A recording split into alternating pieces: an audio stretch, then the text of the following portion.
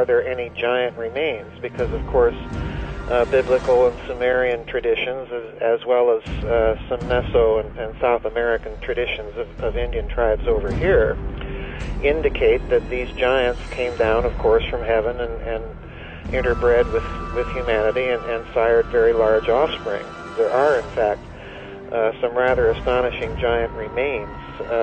Even St. Augustine of Hippo, believe it or not, talks about some of these things. Possibly this planet was home to intelligent life of that sort. One of the texts I cite at great length in the book is the so-called exploits of Ninurta from the Sumerian.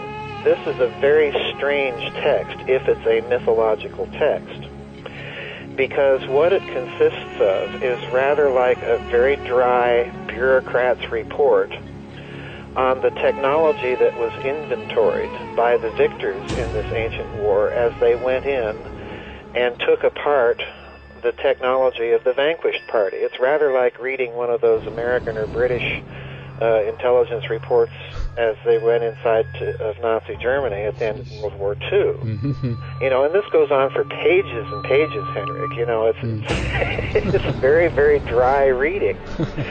But it's interesting because what they're doing is they're taking a technological inventory. And again, this rings very true, because the Allies did precisely the same thing at the end of World War II. We wanted to find out what technology the enemy had, why in some areas they were so advanced, you know, what made all of this work. Mm-hmm. Yeah. And in some cases we destroyed that technology. In other cases we simply carted it home and continued working on it. Yeah. This is exactly what happens in the Sumerian text.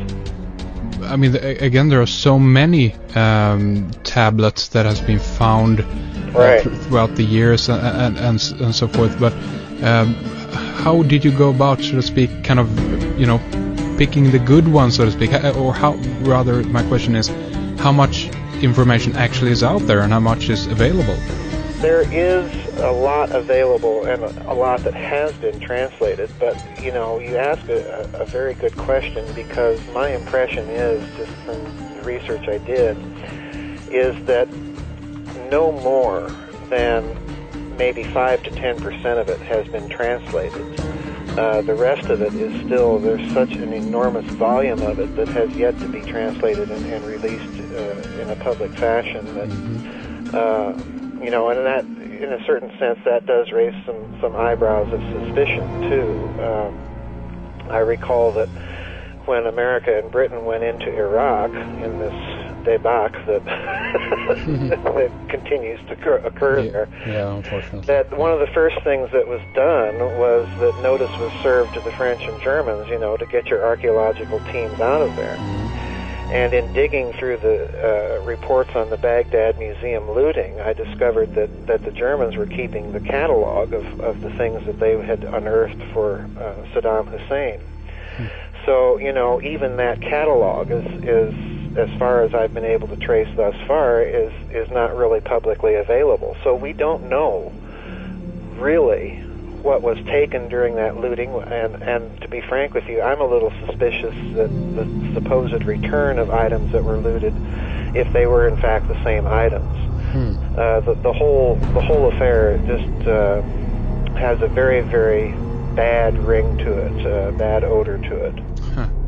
Could there be hints or suggestions among these artifacts on how to actually construct weaponry, and could there be things that, you know, today's more, I guess, esoteric / occult kind of researchers within the military are looking for?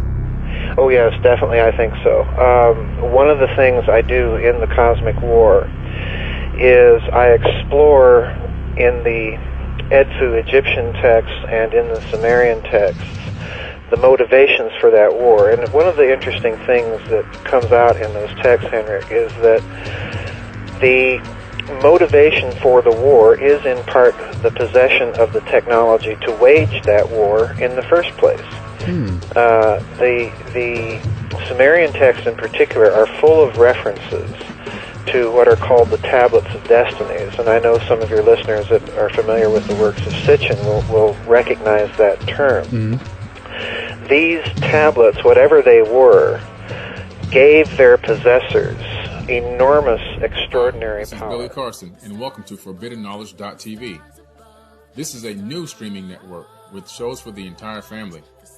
New cooking shows, workshops and lectures from around the world, incredible nature documentaries, science shows that will take you on a journey through the universe and then to wormholes and back down to the smallest quantum states of atoms. Watch Knowledge for Ascension episodes by speakers you know and love. Learn more about your avatar body and how to maximize yourself in the third dimension. Explore your multidimensional self. Explore the nature of our reality. Could we be living in a fractal holographic matrix? And what does that mean for humanity?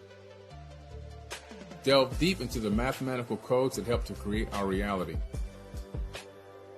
Watch meditation and yoga videos designed to help you discover the true divine nature of your soul. Explore super ancient text, glyphs, and cuneiform tablets from around the world. Learn their hidden meanings. Tour megalithic structures and watch original, never-seen-before footage. Is there a ruling elite watching and ruling over humanity? Watch shows designed to elevate human consciousness. Tour the world with Billy Carson and discover amazing wonders. Do we have a secret space program? And if we do, who is behind it all? At ForbiddenKnowledge.tv, you get 3 days totally free. ForbiddenKnowledge.tv is enlightenment through entertainment.